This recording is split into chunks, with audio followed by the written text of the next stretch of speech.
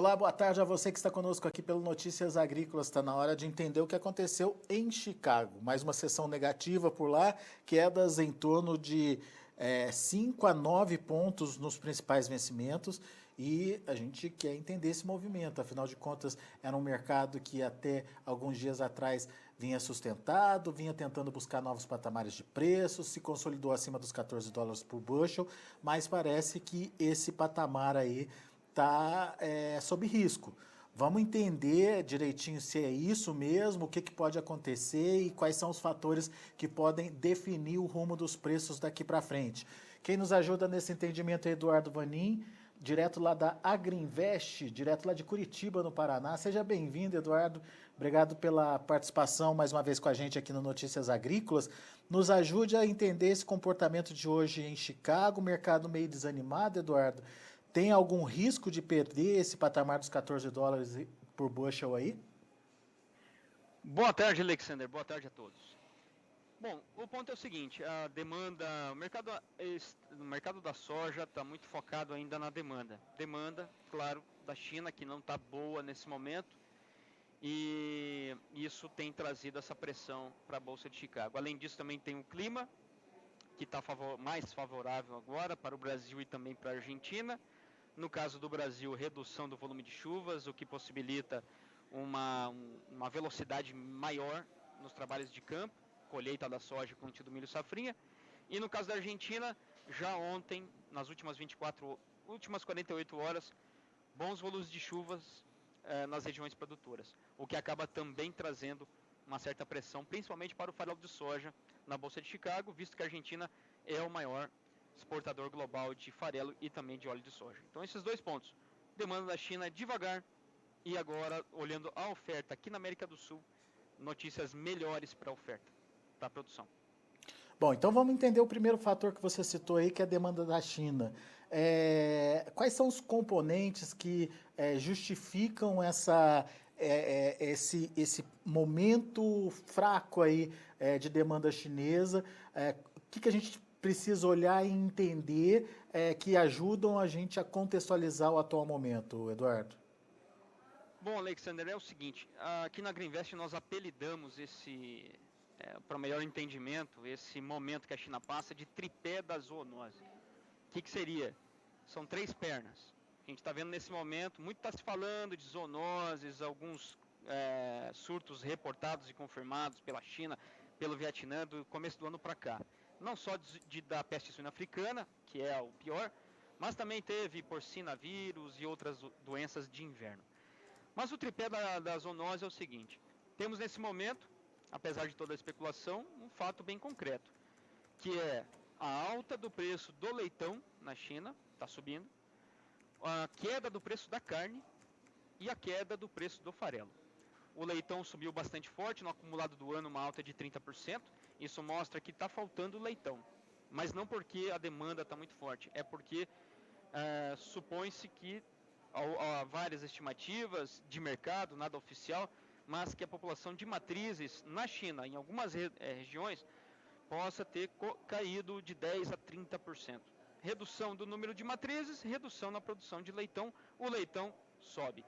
E na outra ponta, o preço da carne cai, porque o aumento do abate de matrizes traz uma oferta momentânea e passageira de carne no mercado chinês e aí faz o preço da carne cair. Ela já caiu aí de 12% a 15% o preço da carne nas regiões produtoras e consumidoras lá na China. E o lado do farelo é isso. A população de matrizes, de matrizes caindo, cai a população total de animais. E aí o consumo de ração sofre e por isso o farelo cai. O farelo de janeiro para cá já tem uma queda de 15% dentro do mercado doméstico chinês. Tudo isso é muito negativo para as margens lá, que estão bem ruins. A margem de esmagamento nesse momento caiu bem, lembrando que a margem de esmagamento na China foi muito boa, de agosto até janeiro, o que ajudou muito os Estados Unidos a construir um grande programa de exportação de soja. De milho também, por tabela, onde a China, grande comprador, grande surpresa do ano. Mas agora nesse momento, com a margem muito negativa, não é ruim para os Estados Unidos, porque lá o estrago já foi feito, vendeu muita soja e agora passa a ser ruim para o Brasil e a gente sente na veia, né, na cabeça, essa forte queda dos prêmios negativos, A gente não via prêmio negativo lá desde 2014 e estamos vendo agora. Mas existe risco de sobrar soja, Eduardo? Risco de sobrar soja não existe, porque o Brasil não tem assim uma capacidade de armazenagem. A soja tem que dar lugar ao trigo, que tem que dar lugar ao milho. Quer dizer, o Brasil ele não tem essa capacidade que os Estados Unidos têm. A gente viu lá na temporada 2018-19, em plena guerra comercial, os Estados Unidos fechou com um estoque bem grande de todos os produtos. Lá sim, o estoque pode, né, eles podem carregar mais estoque. Aqui no Brasil não. Então essa soja, se sobrar agora no primeiro semestre, ao contrário do que foi no ano passado, quando então o nosso programa de exportação de soja, ele chegou a 90% de tudo que a gente exportou durante o ano passado, foi feito até agosto. Quer dizer, uma temporada muito rápida. E aí faltou soja no Brasil a ponto de nós comprarmos um barco de soja lá dos Estados Unidos, compramos umas cargas de óleo do Uruguai, essa coisa toda.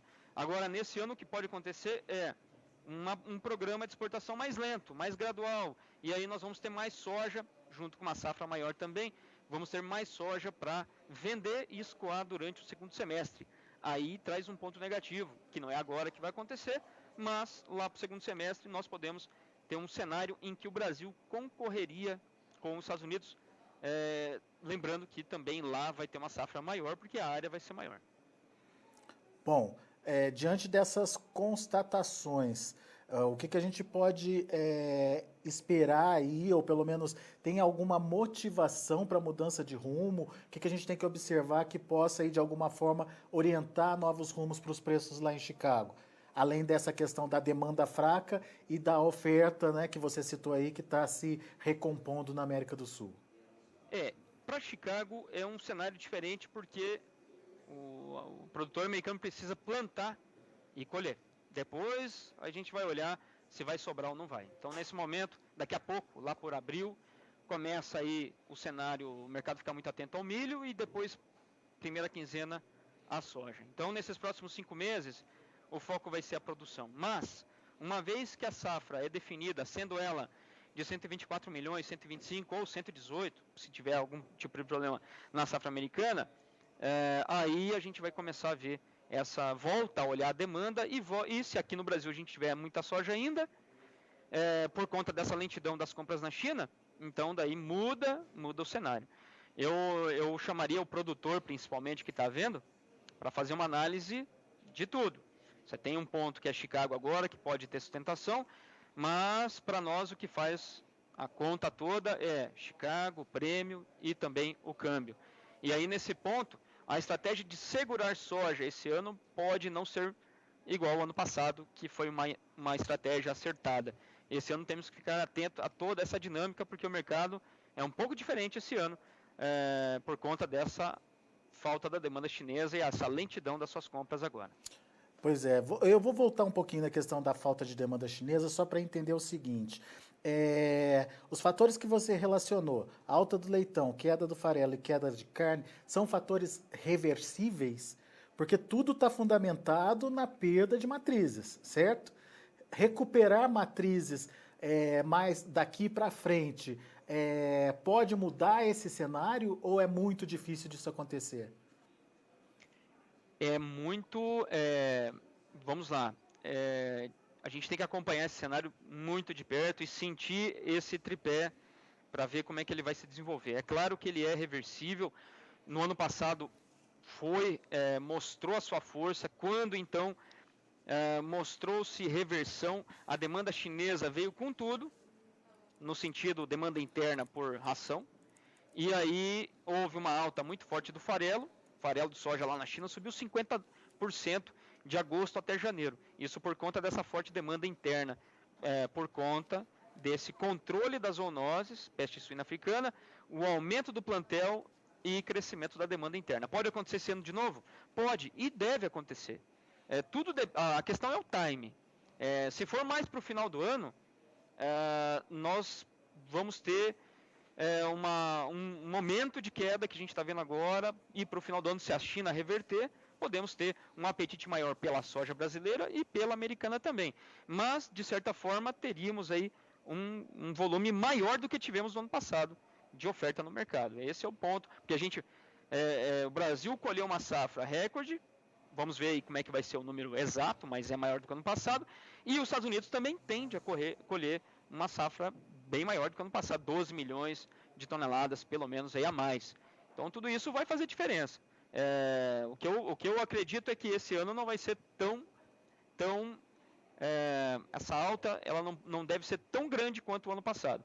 Aí o produtor tem que pensar que hoje nós temos melhores estratégias para participar desses dois cenários. E quais são essas estratégias? O que você pode indicar para o produtor nesse momento, Eduardo? Bom, como a gente já vem falando lá desde o ano passado, que em função do comportamento da curva da soja lá em Chicago e desse cenário onde a safra americana, o estoque americano praticamente não há mais soja nos Estados Unidos, então faz todo sentido o produtor brasileiro se livrar da soja, se livrar de todo esse risco, da oscilação do câmbio, da alta do frete interno e também da queda dos prêmios, vendendo a sua soja e comprando o seguro de alta lá na Bolsa de Chicago para participar desse mercado climático americano que realmente vai ser nervoso nessa temporada porque não há espaço para quebra. Então daí ele não segura mais a soja, não tem mais esses custos e esses riscos e passa apenas a apostar na alta de Chicago, que é a perna que promete mais a alta durante esses próximos 5 meses. E qual que é o custo que ele teria para fazer esse tipo de estratégia hoje, Eduardo?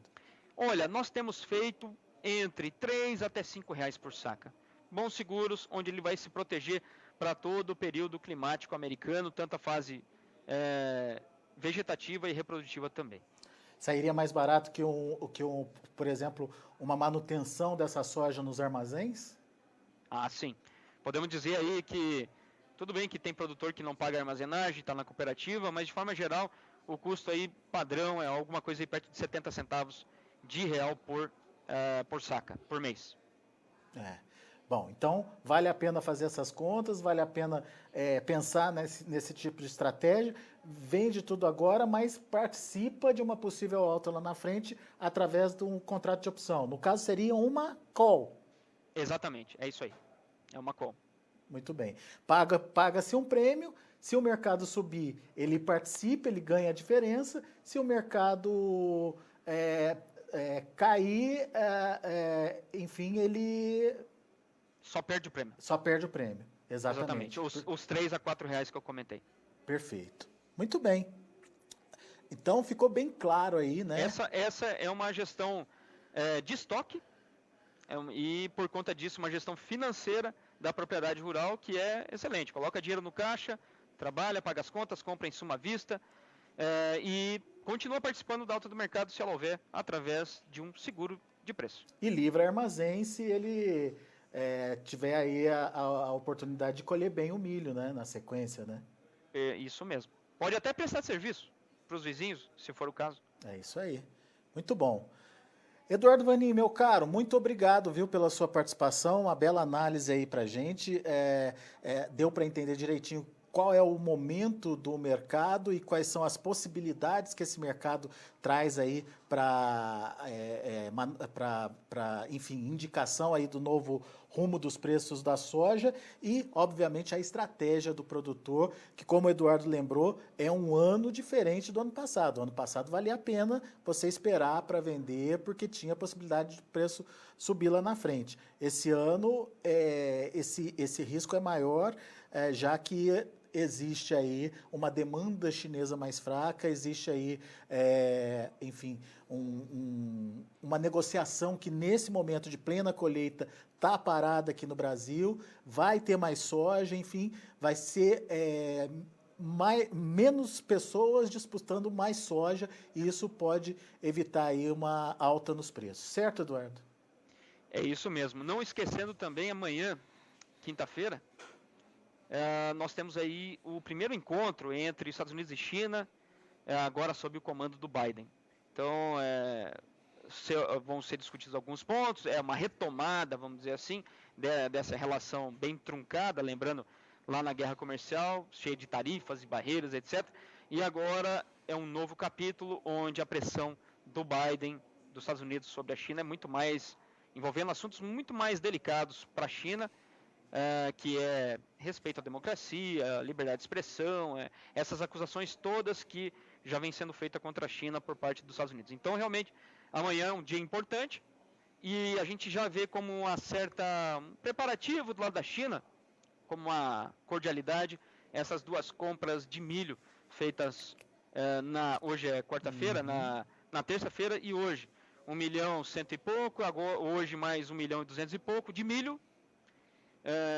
Lembrando que a China, nesse momento, não está muito rápida, aí, muito quente na questão das ações, então essa compra de milho é realmente muito mais uma questão diplomática do que propriamente comercial, visto que a China até comprou bastante milho nos Estados Unidos, mas não carregou ainda, quer dizer, não é uma falta de milho nesse momento, senão ela já teria carregado muito mais do que ela já comprou lá nesses últimos meses. Então amanhã é bem importante.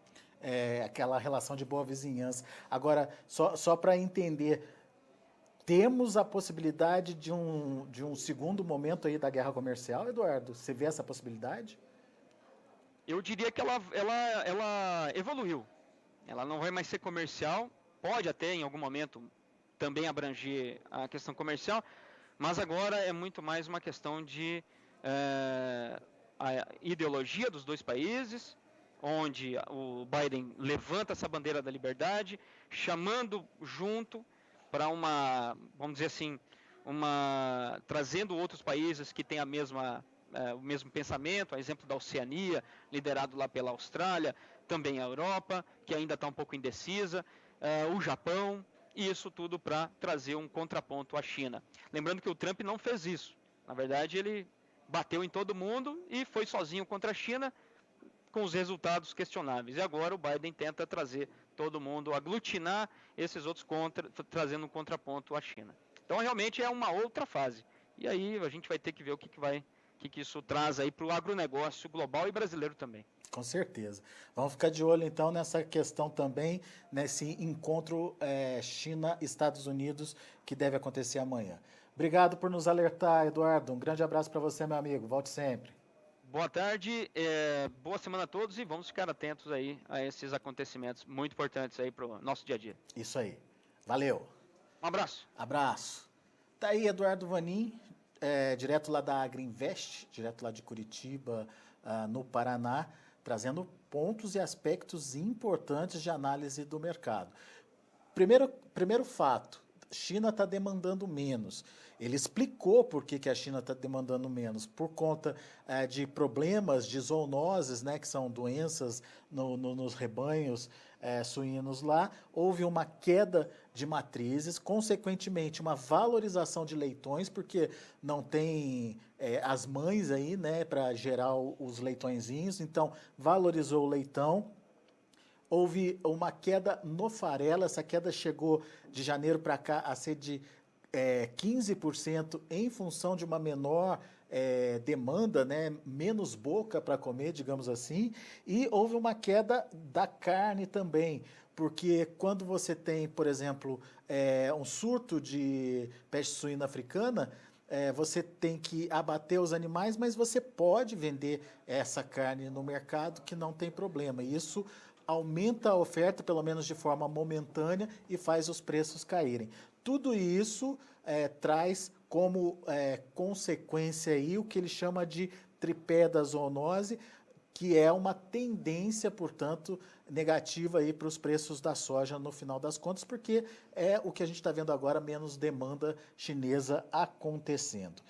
Próximo passo, observar a safra americana, mas isso é um pouquinho mais para frente, segundo Eduardo, para a soja é a partir da primeira quinzena de maio, daí sim esse fator safra americana pode pesar lá em Chicago, e aqui no Brasil a estratégia, na visão do Eduardo, é a estratégia de operação caixa, né?